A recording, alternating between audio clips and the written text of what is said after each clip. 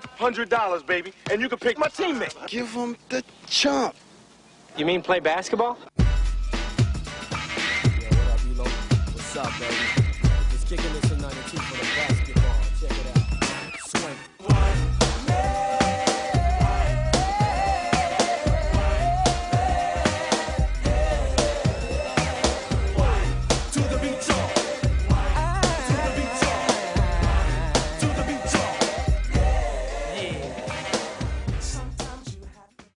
How's everyone doing tonight? This is episode 12 of the Cream Team Podcast. This is part 2 of our free agent series, I guess you could call it. Are we going to make it into a series, Hunter? We will see. I think we could make it into a series. Sorry to already interrupt you. I think we could because there's still. Okay. And we're gonna get to this later on down the road, and I'll let you talk in just a second. But we're going to.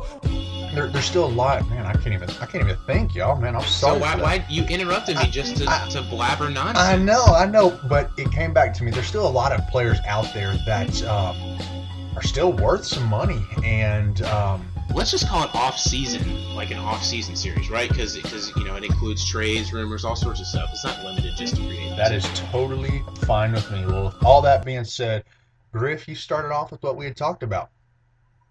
No. You see, okay. Okay. You said we need to start off with shout-outs, and then you tried to skip. Okay. So you're all business. So yeah, we got to shout some people out, I'm trying to be all business. So one, shout out to you, Ian Smith. You know who you are. We shouted you out before. You're the man.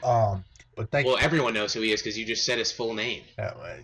Good point. Wow, I'm something's off tonight already. A minute and 15 seconds. You ate in. too many of those yogurt clusters. You're like it's too much of that cereal. Yeah, but shout out to you, Ian. Thank you so much for being a loyal listener, and you're the man. Just thank you for just promoting it through just you tweeting us. We love that. And with that being said, I'll sporadically throw in a couple shout outs here and there. But with that being said, let's just get right to it. I wanted to throw in one shout out too, real quickly before we get started. Go for it. Shout out to two members of the wonderful Buckley family. As mentioned on the show before, they are my the family that I work for. And shout out to Jenny, who came up with the name for Sour Cream.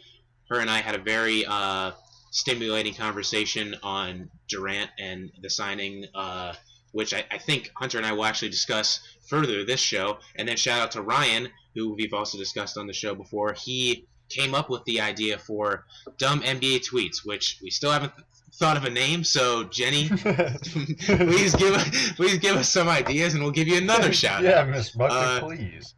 Yeah, and we didn't even. I realized listening back and editing last episode that we didn't even do the dumb NBA tweets segment. So maybe we'll get to that today. I have a couple pretty good ones, and that could probably be fun to do on air and peruse some idiotic stuff. But let me stop halting the progress of the show and let's get into it. You wanted to start off with the Mavs, right, to satiate Ian Smith's appetite for Dallas. I want to, for that as well as, I don't know if anybody knows, but I actually live in the DFW Metroplex, so I'm pretty... Oh, speaking of... I'm sorry, I'm being extremely rude this episode. Speaking of, I just wanted to I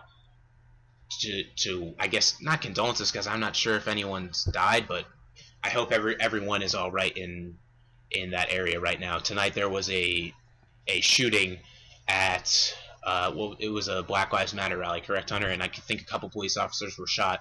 That's not a way to get anything done.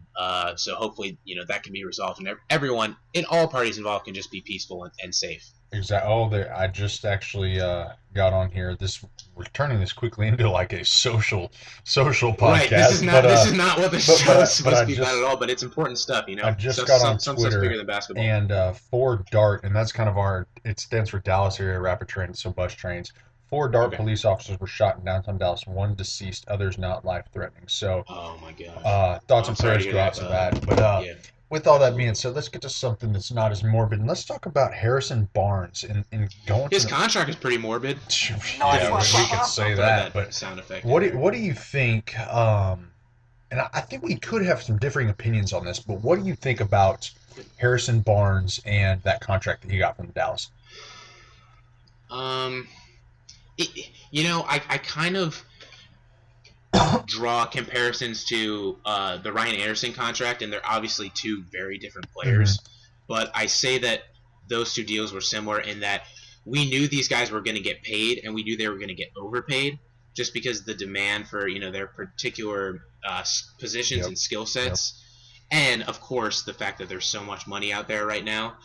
So I get why it happened, but I am certainly not alone in saying that Harrison Barnes was not deserving of that contract. And was it you that sent me that metric about how it was you, right? About how do you want to talk about that really quickly? Yeah, listen to this, guys, and I will talk about my Harrison Barnes thoughts in just a second, but listen to this.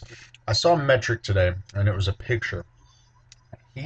Harrison Barnes, in signing that 4-year, I think it was $94 million contract, he has made, with signing his name on that dotted line, he has made more than Larry Bird, Magic, and Charles Barkley all combined made in their entire careers. And their careers were we're talking at least 50 years combined within those three. And he's made that simply by signing on the dotted line for 4 years. So it's pretty crazy. But what I will say is, they were going to have to overpay for somebody. They were going to have to overpay for Whiteside. They were going to have to overpay for Conley. They were going to have to overpay for Parsons and Barnes. They were going to have to overpay for somebody.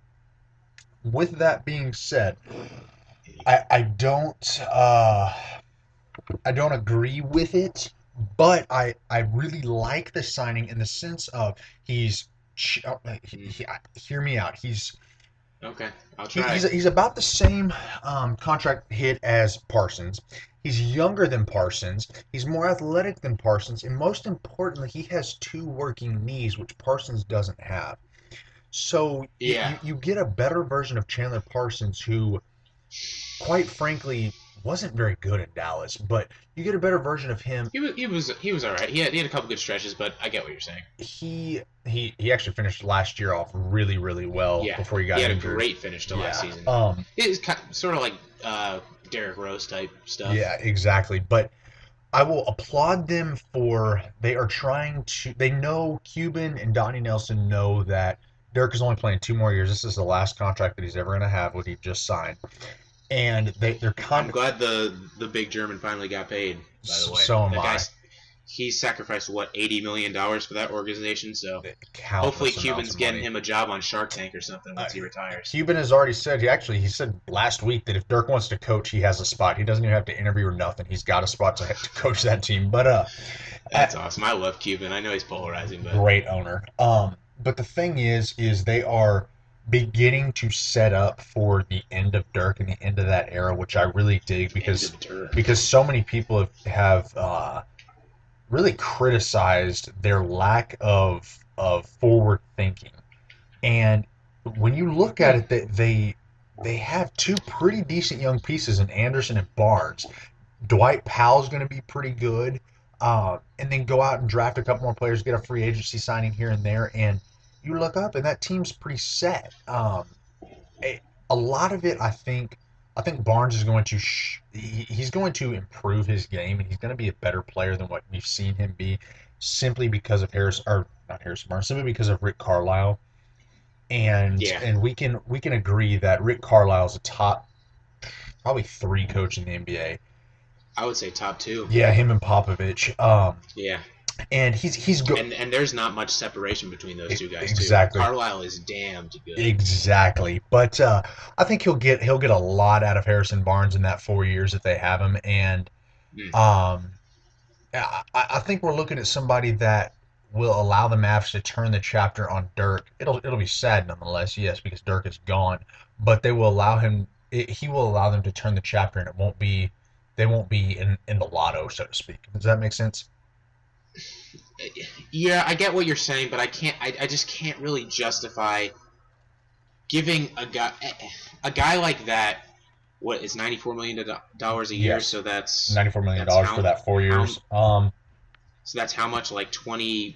Granted, they probably have a year. They probably have it changed up, but like per years, and so he's not getting paid the same amount, but it's $23.5 million. Yeah, he gets raises, right. Yeah. Yeah, so he's not a guy that's going to, shape a franchise. See, but we don't. But the thing is we don't. I know what you're going to say. You're going to say that his talents were marginalized in Golden State. Absolutely. I don't think that's true. Did he have a couple flashes of real athleticism and skill? Yes. But over a much larger sample size, he did not appear to be... It wasn't... I'll draw a comparison to this. It wasn't like what we saw with Harden in Oklahoma City, that you were seeing a guy that was like, wow, this guy has a lot of untapped potential. If he were able to have reign over a team of his own, he could really do some special things. And that just felt gross coming out of my mouth because I hate James Harden, but that's the truth. It's not the same case with Harrison Barnes. And in actuality, I think Harrison Barnes actually might be a little bit worse in Dallas because... Can you hear me out? Because of the fact that Golden State's offense was so good, and you can't tell me that he's going to get better looks anywhere else. That guy shot and missed so many open threes that I wanted to, reach through the TV and grab them. I can make more open threes than that fool. I mean, it's unbelievable. That guy is not going to get any better opportunities to showcase his skill than he did in Golden State, and I do not think that he is deserving of a $94 million 4-year. I agree with that, and him not being worthy of that $94 million contract. I agree with that, but the matter of the fact is, and we talked about this past few episodes, is it's just the nature of the beast. It is what it is. I hate the fact that he's paid $94 million. I hate the fact that Alan Crabb was just signed to a... it's gone. 4 years, $75 million offer sheet. I hate. Oh my God! I'm sorry. Who did he sign with again? The Nets signed him to that offer sheet, and the Blazers have 3 days to match it. But they're not going to because they signed Turner. But continue. The thing is they were going to get paid. It is what it is. But I'm looking right now, and Harris Curry, he's a 38% 3-point shooter. His effective field goal percentage is 50%. He's not a bad player. Do I believe he might have been? No. He might have been helped a lot by who he was around. Absolutely, but I think he will end up being a pretty good pickup. I really do. I think we're going to look back in 2 years and we're going to say, you know what? I think Cuban's happy that he's kind of ushering in the new era without Dirk, with Justin Anderson and with Harrison Barnes, if nothing else happens. So, and from a sheer basketball perspective, absolutely fits. They want to go with an athletic tempo. Does it though? I know Carlisle is a Jedi, and I know he can and will shift his pieces around to, or shift his philosophy around to fit the pieces that he has, just because he's that. Unless your name's Rondo. But last year, especially towards and I know this is when they were depleted by injuries, they moved to such a grinded out style, and they played slower than the Jazz in that final because stretch it was of the all season going through Dirk last year. Exactly. So, name what personnel do they have to not replicate, not duplicate the system that Barnes semi-flourished in Golden State, but okay, so how are they going to run a system like that? Like you're saying, a young athletic type of offense. let's just look. Darren Williams, he's not hyper athletic or anything, but he's no, not at all, especially not at this point. He's serviceable enough. If you ask him, occasionally run up and down the floor, he can. Wesley Matthews, athletic. Harrison Barnes. He hasn't been the same since his Achilles. He hasn't. Exactly right. I can agree to that. We know that he can be if he can recover from that. And granted, he was only. But he can't. It's an Achilles tear. That's an extremely hampering injury that guys do not recover from athletically. He was. Correct me if I'm wrong. He was pretty doggone athletic in Portland. And. He was relatively athletic. He was never a stellar athlete to begin with, let alone after an Achilles tear. Okay, so let's just throw that out. He's always been a strong. Go ahead. He has been strong. I will agree to that. Let's just say. I love Wes Matthews. He's a badass. Let's say they trade him. That's not going to happen. But let's just for talking point. Let's just say they trade him. Sure. Justin Anderson. Sure. He was athletic. Dwight Powell, athletic. As things stand right now, if you want to have a hyper-athletic team and you want to teach this guy a thing about anything in life, JaVale McGee. They're actually looking to unload his contract. But I'm sure they are. I'll call you out in a second, but continue. They have somewhat athletic piece. I can't think of the rest of all three of those guys, with maybe the exception of Justin Anderson because he's so young, are not going to be playing heavy minutes on a playoff team. So sure, those guys are pretty athletic, but they're not good. They're not good enough to actually, those pieces are not good enough to culminate into a viable offense. Well, the thing is, they're not. That wouldn't be. Their pieces are not optimal for that type of offense. Until Dirk retires, no, they won't be a running gun team. But they cannot.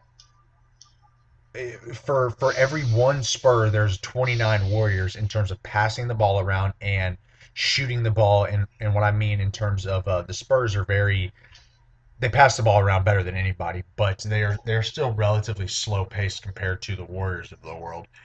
And they are. I believe that the Mavericks will start to lean closer to the Warriors than they will the Spurs, and because I think they have to drop Dirk's minutes. They have to. Especially if he wants to play 2 more years and not just exactly. one. I mean, I love the big fella, but and then it's got to happen here. From a sheer, let's talk about defensive side of the ball. I mean, sure, guy has talent to be a stopper. I'm not even going to say a good defensive player, like a really good defensive player. So I think that only time will tell how this will really play out. But I think that I don't like the price tag on it, but that is what it is, and you were going to have to pay. But I do like that signing. I really do. I mean, I get what you're saying, and I don't hate it. I would certainly not go as far as say that I would ever like that deal. But well, you know what I know you are going to like that deal more than the hellaciously awful 2-year $46 million contract D-Wade got. Please tell me. Gar Forman said the other day, we want to get younger, we want to get more athletic, and we want to get spacing. They go get their top 3 players shot combined 51% from 3-point last year. Combined. Yeah, it's horrendous. It really is. And let me preface this by saying Dwayne Wade is yet another guy that I don't like. He was actually one of my favorite players growing up before I had a more extensive knowledge of the league. Just because I really liked his aggressive play style. Yeah, when he was the Flash, he was awesome. But ever since, and this is one of the main reasons I started. I already never was a huge LeBron guy, but this is one of the things, and I think you'll know what I'm going to start talking about, that I started disliking LeBron and D-Wade. That 2011 finals against Dirk. Yeah, it's all coming together. It's all intertwining. Dirk, he had the flu, correct? Yep, he had the flu, and he was jacked up. He was laboring, and he still fought through it and played. And then after the game in the tunnel, Dwayne Wade and LeBron started mocking him and coughing, and it was just really immature and childish, especially when Dirk is one of the nicest guys in the league and played through it. And this is also coming from a guy in Dwayne Wade that got carted off the court in a wheelchair when he hurt his shoulder. So please don't bitch and moan about a guy playing through the flu when you can't walk when you have a shoulder injury. So that really started making me dislike him. Then watching countless compilations of him throwing elbows and like kicking people in the nuts and stuff, and proving that he's a blatantly dirty guy. Yeah, he's Draymond-esque. Look at that. I wonder if D-Wade was inspiration for him. In the words of Jay Hill of the Super Hoopers, habitual dick punching. Shout out Jay Hill. Shout out Jay Hill. You're the man. Love you Super Hoopers guys. What was I even saying? The contract. So I don't like Dwayne Wade, so I'm trying not to let the deal cloud my judgment at all. But even with that said, the deal is awful. I mean, the Heat, and I get people are going to say that the Heat did him dirty. They didn't. And they didn't. Right. I don't think they did because at the end of the day, it's a business, right? Like they're running a organization, they're running a business, and to pay How old is Wade now? 30, I'm sorry, 34, and they were offering him 2 years Okay. at $40 million. Exactly. So they already offered him 2 years at $40 million. That's already, they're already going to be a little hamstrung after that. It would already push them to about their limit, right? The end of their cap space. Yep. And then they still had Whiteside. Exactly. So, do I think he's being childish? I wouldn't go as far as to say that because he is the face of that franchise.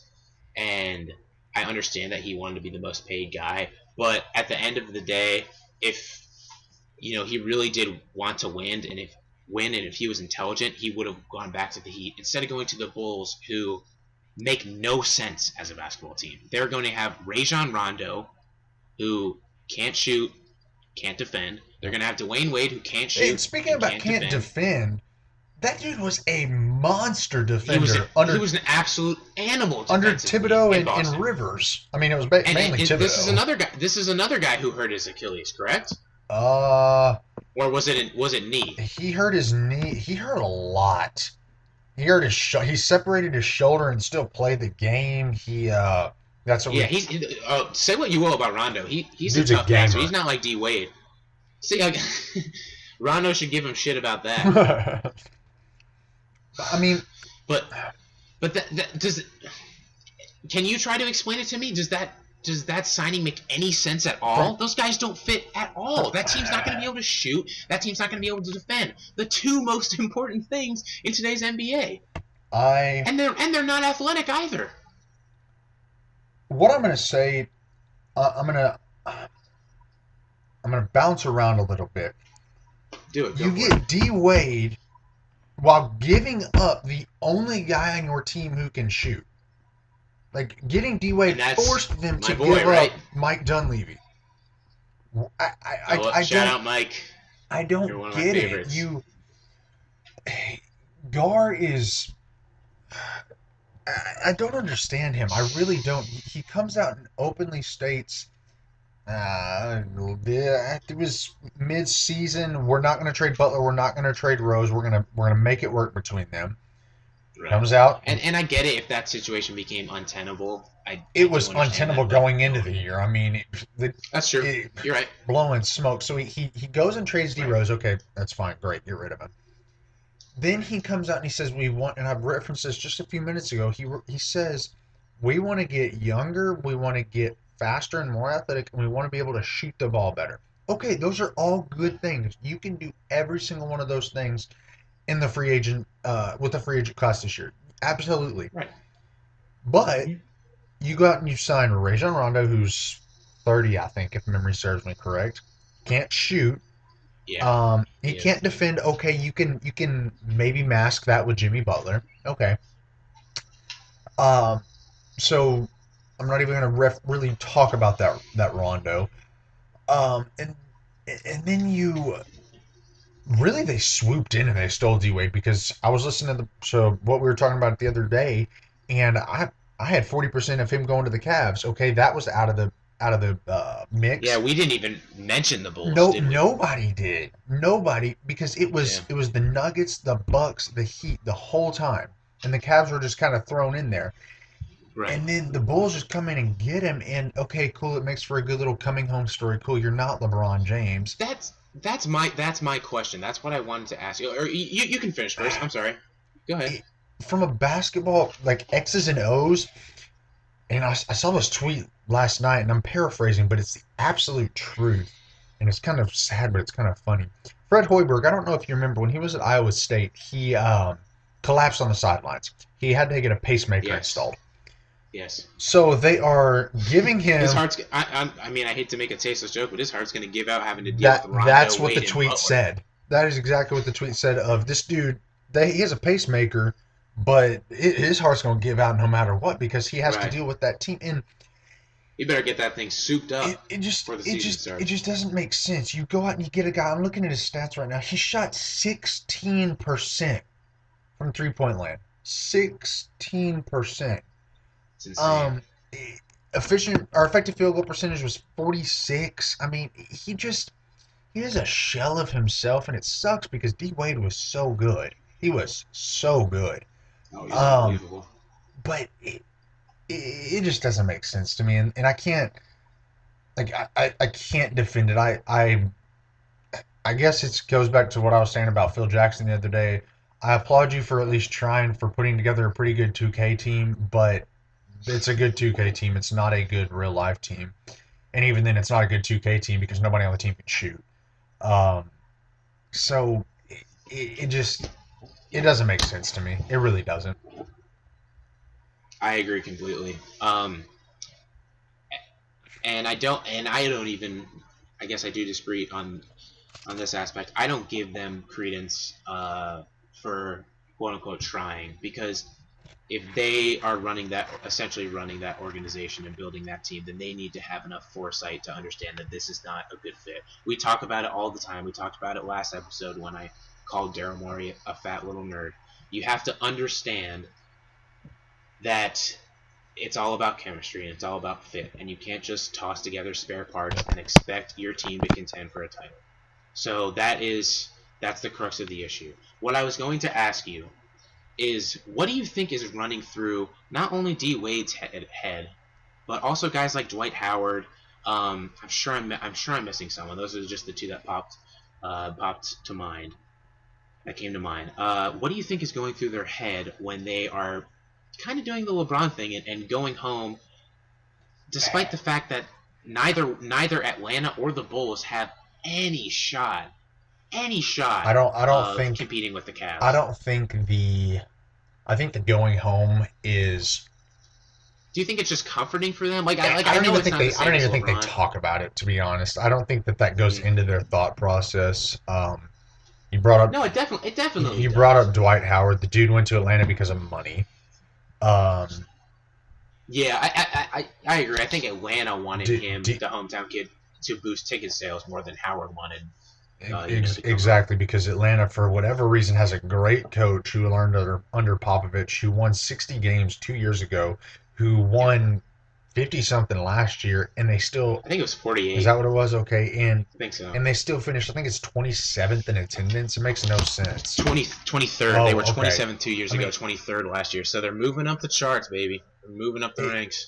But it's bad. So I think the coming home and that's why Al Horford left. Exactly. That's what Tito Horford said, was the fans were one of the big deciding reasons. But it just I don't think that they think about that as much as we think they think about it. Because had LeBron never said, "I'm coming home," I don't think it would have been talked about. I really don't. Because you could say, I mean, I don't personally care enough to... Whoa. What do you mean? Of course it would, because he was always hailed as the savior of Cleveland and all that nonsense. So... Okay. He doesn't have to come out and directly say it. They know exactly what he's doing. Okay, and he's spoken about it.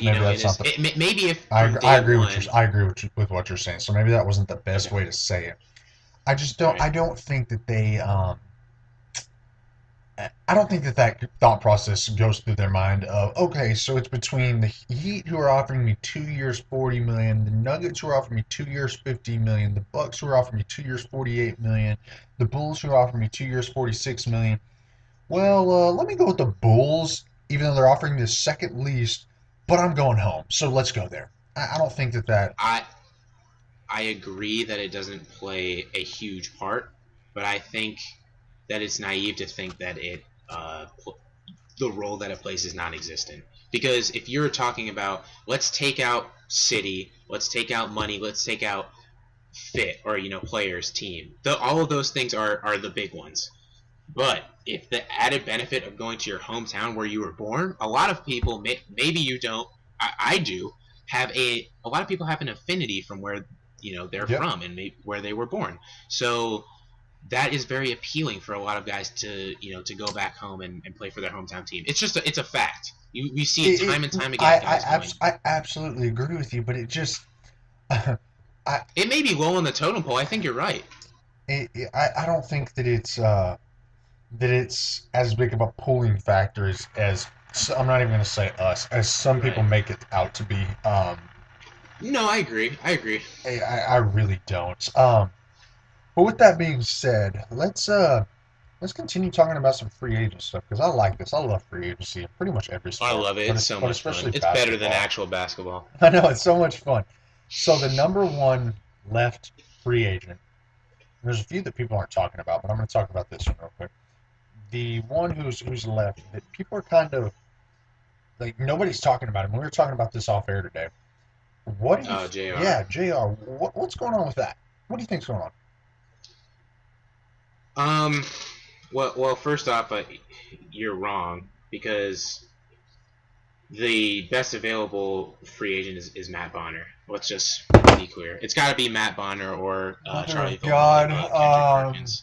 Robert Sacre, Quincy Acey, Troy Daniels is really good. Whoever is listening to this podcast, I do not know Griffin. Damon Inglis is really good. I literally have no idea who this Johnny O'Brien is. Jorge Gutierrez. I have no...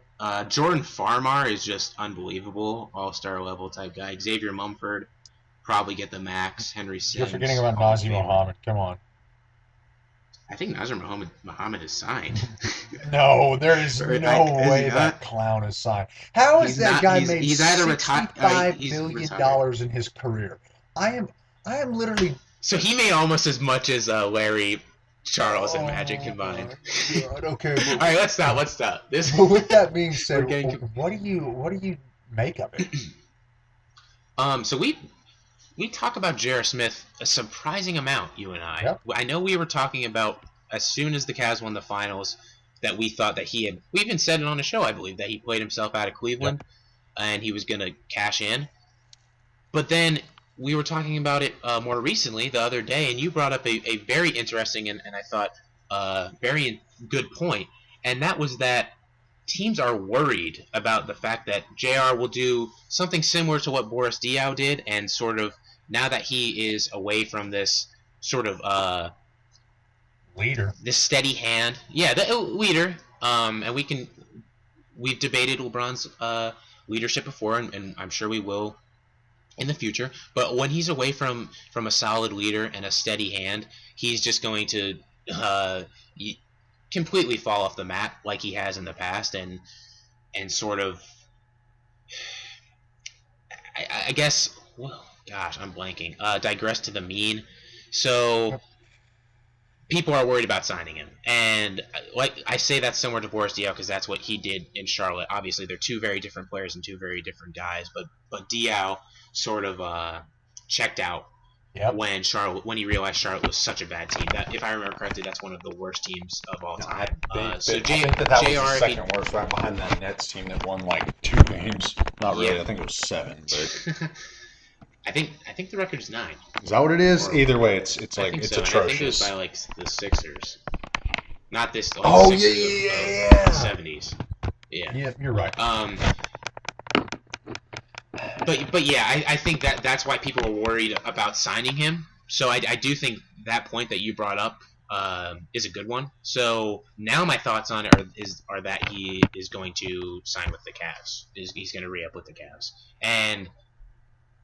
But now that I think about it, can they sign him? They can sign him, like, because that they actually have a nice fat little mid-level exception now, because I was reading, and I think it was Zach Lowe. Shout out to you, Zach. I know that there's absolutely no way that you're listening to this, but if you are, shout out to you. You are the best, Zach. But I was reading, because he's a salary cap whiz. That's the word that I want to talk, or that I want to use. He was showing, or he said that Anderson Varejao trade that they had created a $9.8 million exception. I think is what it was. It sure did. Yep. And you look right there, give JR 2 years, $30 million. Boom, with the player option for the second, because the salary cap is going to spike again by $16 million next year. Well, did you hear that? That may not be the case. It was going to jump 20 million, but No. This like just came in today. The moratorium, ended or whatever, and they calculated BPI or whatever the thing is that they calculated, and the projected cap is actually only 102 next year. It went down. Okay, so that might change. My numbers were messed up. What was the cap this year? I know I should know that. What was it? 94. or 90. It was 94. Okay, so that's still $8 million. So that's still a decent little jump. It is, but that takes a chunk out of. I mean, that's $8 million of one. That's like 8%. So that's gonna. It will make a difference. Yeah, you're absolutely right. But with that being said, I think JR and I'm gonna have to chew my own horn because I really do. And of course, I agree with what I said, but I really like what I said about it because he last year he was a good player. Like I'm not even going to say he was a good J.R. Smith. He had a 1.34 RPM. Yeah, he was a one of the good few player. Positives of the remaining free agents. He was a good player, so I firmly believe that he'll end up back in Cleveland because this was the same thing as it was last year. Nobody was talking about him. Nobody was talking to him, and he goes out there and he re-ups with Cleveland. But I'm thinking, just saw this guy, and I think that this guy, if he can get around the right coach, and the two teams that are popping out because they've shown interest in him are huge, and that's Terrence Jones. The Mavericks and the Spurs have talked about him. What do you think about Terrence Jones? And then as soon as you're done talking about this, because I know we're cutting it close on time, we'll talk about might throw in a few of those stupid NBA tweets, and then have a real quick sour cream if we have one, and then we'll wrap it up. Let me just first say I hope that J.R. Smith does resign with the Cavs because I think it's good for him and the organization and the NBA as a whole, so we could see him take his shirt off and stuff. Hey, and by the way, you're going to be here in 15 days, literally 2 weeks from tomorrow, and that J.R. Smith for President shirt. I think I sent it to you. I would absolutely love that. Wink, wink. No, oh yeah. No, are you asking me? Are you pressuring me on air to bring you a gift? Do it. No, I'm just messing with you. I'll do it. No, I'm just messing with you. But no, you said that, and it reminded me of that. Yeah, I think it's good that I just don't want to see him revert to the bad, stupid J.R. Smith. I want him to be the good, stupid J.R. Yeah. So, Terrence Jones, don't like the guy because he curb stomped a homeless man or something ridiculous like that. Oh, and yeah. you forgot about that, huh? I did forget about that. And you've been singing his praises. Wow, I forgot about that. And I also don't think he's good. Does he have the potential to be an athletic stretch four, which is something that obviously pretty much every team in the league could use? Sure. Has he shown that he can actually sustain that? No, he hasn't. So you say get around the right coach, and J.B. Bickerstaff obviously was not the right coach. Kevin McHale probably wasn't the right coach either. But I'm not sure it makes a difference with a guy who literally assaults, a homeless person, and hasn't shown that he can put things together on the basketball court either. So I'm not thrilled about Terrence Jones going anywhere. Oh, well, okay, we know that Griffin wants. Yeah, I was just about to say we know that Griffin now wants orange juice mayonnaise to be joined by Terrence Jones. Absolutely. But, great minds think like orange juice mayonnaise and Terrence Jones. That could be a terrifyingly bad sitcom. Let's write it. Hey, let's give up the cream team, and it's going to be called Orange Juice Jones. That was incredibly stupid. I need to shut up. Wow. We probably just lost our 4 loyal followers. Wow. Yeah, they're all tuning out. It's all right. But, it's only a -4. Do we got anything else? Dunleavy. Oh yeah, I'll keep. And Calderon just came through the wire too. Went over to the Lakers. Well, yeah, I don't really care about that, but it doesn't matter. Dunleavy should be. Dunleavy, I care about. And I'm gonna keep this real short. If Dunleavy can stay healthy, Dunleavy is everything the Cavs need. He is a better version of Richard Jefferson, who they re-signed. Yeah. Yep. And he is a less athletic but better player than Iman Shumpert, who was their starting 2 going into last season. Yeah. Bigger, smarter, more experienced. Obviously, he has drawbacks. Older, injured. Less athletic. I dig the injury signing. history. I love that signing. Or the trade, I should say. It's a trade. Yeah, it's a trade. So he's still getting paid. He's getting paid like $5 million. Yep. Which, I mean, now it's so funny looking back on all the contracts that people deemed awful from a couple years ago, and then looking at them now. And Dunleavy wasn't one of those. I'm just sort of going off the rails here. Now, certain GMs look like geniuses because of this huge cap spike that we saw this year. Yep. But I agree completely with what you're saying. I think it's a great signing and it's a big if my boy the Duns can stay healthy. Yep. Background: Dunleavy, Michael Petrus, and Andres Biedrins became my favorite player. It's actually Mikel Petrus. Wow, you're as much of a douche as the French people that named him. I just love him because he was a beast in that one. I don't remember what year it was, with the Celtics in the playoffs. I forget when it was, but he was a monster. Man, he was everywhere. He bounced around. But yeah, I think it was NBA Live 06 that I played with the Warriors and just loved that team. That team was awesome. I think they had Baron Davis too back then. And so I love those guys, and I followed Dunleavy to the Pacers. I have a Mike Dunleavy number 17 double XL Pacers jersey that my freshman history professor gave me. Cool little story. No one cares, but I told it anyway. I was so pumped. This dude saw me with a Pacers hat. This is back when I wasn't following the NBA as closely, and I like the Pacers because of Dunleavy and Paul George, two of my favorites. And he's like, "Hey, man, I'm from Indiana. Are you a Pacers fan?" And I go to school in Atlanta, so I'm probably the only one he's ever seen. And he goes, "My brother-in-law gave me a double XL Mike Dunleavy jersey. Do you want it?" Yeah. And I almost passed out in front of the whole class. Because you can't get a freaking Dunleavy Pacers jersey. Are you kidding me? Those don't exist. In nature, in the world. Talking about a Mike Dunleavy Pacers jersey. And, with that, I know. Sour cream. Okay, get to it. Who do you have to beef with? I wanted you to go first this time. I always come out hot. Come out of the gates on fire. You don't even have one. No. I have an absolute beef, and this kept me up all night last night. It's not even basketball, but this kept me up all night last night. I have an absolute beef, and I'm actually kind of upset right now. I have an absolute beef with John Jones. Good. That's a good one. I love and adore John Jones. Anybody you ask who knows me knows that I love John Jones and I defend him religiously. But my man, to the grave. What in the world is going on? Come on, you. Do I believe that you were doping? No, I do not. Do I want to believe that it was a tainted supplement? Yes, I do, because I don't believe that you can be that. Why would he even need to dope? He could beat Cormier with one hand tied behind his back. I don't know. I'm not even going to get going on it because I talked to Tatum about it for 10 minutes last night, and I'm pretty sure, slept through the whole 10 minutes of it. But as she does with most of your conversations. Very good point, because she doesn't care about sports at all, y'all. But there's other things that she cares about that make her worth it. Among a plethora of reasons. Let's move on before you start crying. Jesus Christ. No, I'm totally joking. But my beef is absolutely with John Jones. Who you got?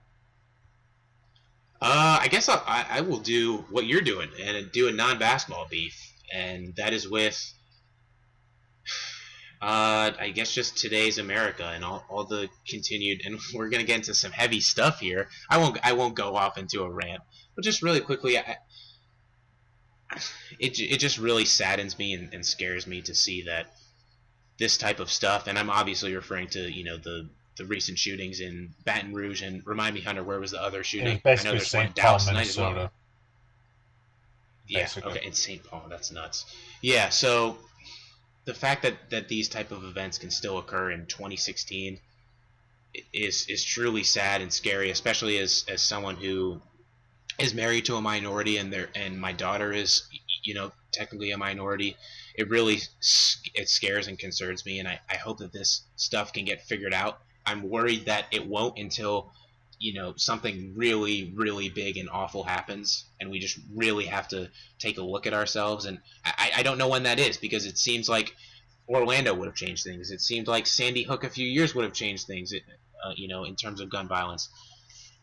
I'm just sad about it, and that's my beef, and I hope it can be resolved and it comes to an end.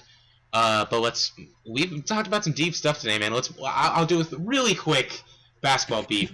That is organizations that are dumb smart.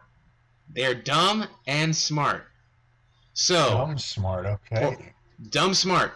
Portland Trailblazers, dumb smart. They signed Festus Ezeli to a 2-year, $7.5 million contract 13.75 per year.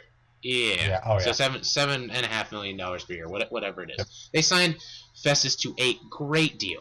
if Festus can turn into what people hope he can be, that's a fantastic deal, especially in this cap. But a week or a couple days ago, they signed Evan Turner to one of the worst deals in free agency, rivaling Mozgov's deal. So, Portland, you're dumb smart. Orlando, you're dumb smart. They signed... What's his face? Actually, I'm not... What do you think of the Biombo? Now we're just really, really going off the rails, and this thing is getting painfully long. But they do Biombo 4 years, $72 million, which can turn out either way. It can be dumb or smart. Traded. I hope. I love Vooch. I believe and I kind of like Biombo because he has a great contract. Great. Yeah, exactly. Jeff Green, terrible deal. 1 year, $15 million. I have a question. Does every team in the league have to realize Jeff Green sucks before people can stop signing him to exorbitant contracts? Yep. Okay. All right, just making sure. DJ Augustine, 4 years, $29 million. That's a bad deal too. You're dumb smart. So you signed Bismack Biyombo to a deal that I deem good. You signed Fournier. Exactly right. You signed Fournier to less than what he could have gotten elsewhere. So he got less than the max, correct? He got 5 years. 5 years, 85 million. I thought it was 4. So that's a very excellent deal as well. So Orlando, you're dumb smart. You're probably more dumb. So Orlando, you're actually dumb stupid. So last thing, we're not going to do team intensive stuff. Our next episode is going to be very, very heavy on Jazz stuff because we're finally going to get to my man, my spirit animal, Gordon Hayward, and the fact that he is so underappreciated. But do you want to wrap it up with a couple dumb NBA tweets? Our NBA. Yeah, we're gonna go.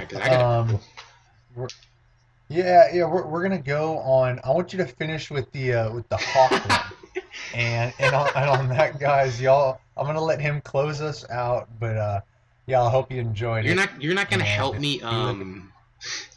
No, I'm just gonna die laughing. Oh my god! Well, I only have a couple. I hope y'all enjoyed it, y'all. You need to help me out. I don't have. Go on Twitter on your phone and look them up, dude. I have a couple good ones, but the rest are. Oh my goodness! Ugh. I want you to close it out with that Hawk. So the first one, World Star Hip Hop. Shocking. I know that Twitter account would have a just absolutely ridiculous and stupid tweet, but it is a picture of the New York Knicks. The new New York Knicks, that being Anthony, Porzingis, Noah, Courtney Lee, Derrick Rose, Brandon Jennings, with the caption 2017 NBA champs ? Exclamation point. Can they beat the Warriors or the Cavs in 7 games? Do I need to say anything else? Is that not one of the stupidest opinions? Is there anyone that you can find? Because if we want to end it, we need to do at least like 3. At cool_Cliffshaw. Nice. I believe James Harden is better than Michael Jordan. Yeah, that's a pretty dumb one. Oh my god. At Lucius G989. I think Allen Iverson was better than Michael Jordan. How are you finding these? Did you just search better than Michael Jordan? I typed in dumb NBA tweets. Wow. You're a whiz. Honestly, I probably should have done that as well. I just typed in it. My god, I'm stupid. I need to be a dumb NBA podcast host. Well, yo. Oh, the last one we gotta do. We need to prepare this next time. Go for it. Give me the Hawk one. I gotta find it. This is great, and I don't want to put this lady on blast or anything. I won't even say her Twitter handle, but an unnamed Twitter user is. I'm sorry. I'm not gonna be able to do it. Is in desperate search of Harry the Hawk, the Atlanta Hawks mascot. Unfortunately, this young woman calls him Harry the Hawks and has been messaging basically every Hawks-related Twitter account in search of him. So here's one. She tweets at Atlanta Hawks Reddit, "Hi, is this Harry the Hawks?" Not Harry the Hawk, Harry the Hawks. So she's adding that extra S. Then there is "Good morning. Where is Harry the Hawks today? I want to meet him." So I hope that she gets some help in the search for Harry. Yeah. Notice I said won't. WON', not want. So I'm not sure if he actually does want to meet him or not. But I hope she finds him. I hope she finds Harry the Hawks, and I hope you guys. We need to play the. We need to edit in the slow violin for that. Harry the Hawks, I where hope y'all are guys you? enjoyed this. I bet she was dying when that dude y'all guys... hit his nuts on that rail in the playoffs. Actually, oh wait, no. I think she actually tweeted at him to get better as well when that happened. I'm done. I am sorry, y'all. Y'all be good. Hope y'all enjoyed this. It was about 50 minutes, a little bit longer than what we wanted, but hey, hope y'all enjoyed it, and we'll be talking to y'all soon. Yeah, thanks guys for listening. I hope you enjoyed it. Sorry that it got so out of hand. We'll see you guys. We will see you guys soon. Thanks. Bye.